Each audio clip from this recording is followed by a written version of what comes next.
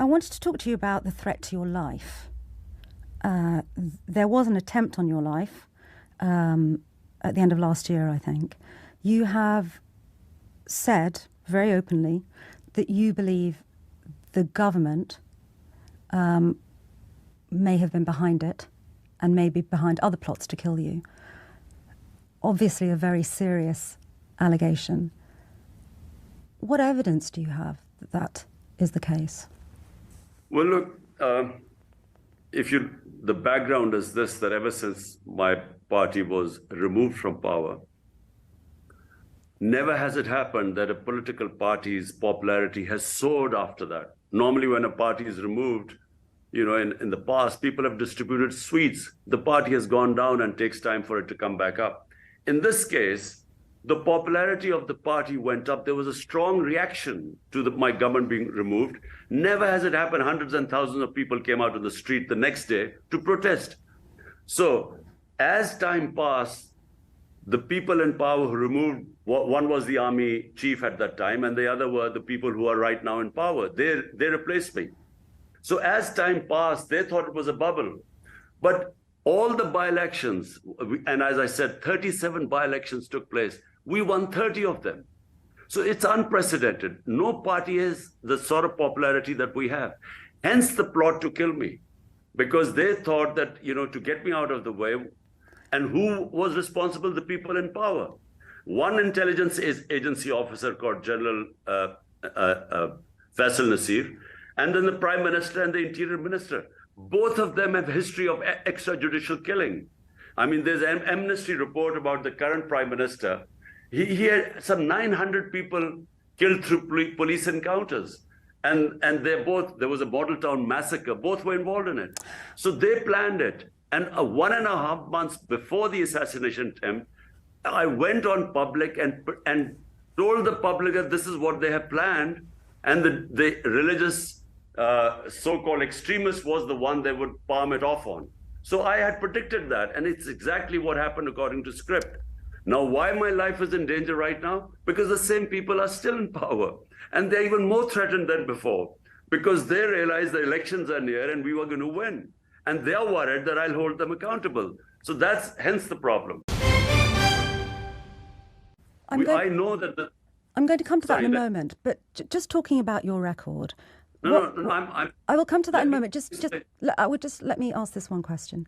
What the government have said and what those who stand against you say is that during your term, you ended up having to turn to the IMF for an economic bailout, that the economy began to tank, that you made controversial comments about Afghanistan and the Taliban, that extremists took root in Pakistan. They say, your critics, that when you were ousted in a no-confidence vote, you were the first Prime Minister to whom that had happened. And it was really just your mishandling of your role in office that saw you leave government. And they say that that was a democratic process, the very democratic process that you say doesn't exist. Look, first of all, to answer, I was just about to answer your question. Why did not I turn up to the court? Because my life was under threat. And the court, the particular court where I was supposed to turn up, there've already been 2 terrorist attacks there, and judges and lawyers have been killed. And my security team said that there's no way you can go there because no one can secure you. So we had asked to shift the premise to another court of law. And when it was done, I did appear. So this is a fallacy that I did not appear in any court of law. As I said, I've 140 cases, and I keep appearing in different courts. Now, when my government was removed in April last year, if you look at the economic survey of Pakistan, which surveys the economy, it's an annual report. It was the best economic performance of a team in the last 17 years. It overshot all its targets. So whether it was exports, remittances, tax collection, industrial growth, the growth rate was 6%, which is one of the highest in our history. So to say that the economic performance was bad is ridiculous, because all you have to do is look at the economic survey. And so it was an outstanding performance. But you did need a bailout from the IMF. No, No, we were already in an IMF program, because when we inherited the economy in 2018, it suffered from the biggest current account deficit. So that meant dollar shortages. So we had no choice but to go into an IMF program. And so to say that it was because of economic reasons is just, the facts and the economic survey of Pakistan completely refute that. About my foreign policy, what did I say about Afghanistan? All I said was there would never be any military solution, and there wasn't. And secondly, in Pakistan, I did not agree with Pakistan joining the US war on terror, because no country has sacrificed so many of its people for some other country like Pakistan did. 80,000 Pakistanis died in the US war on terror. So I was opposed to it because my interests are the people of Pakistan.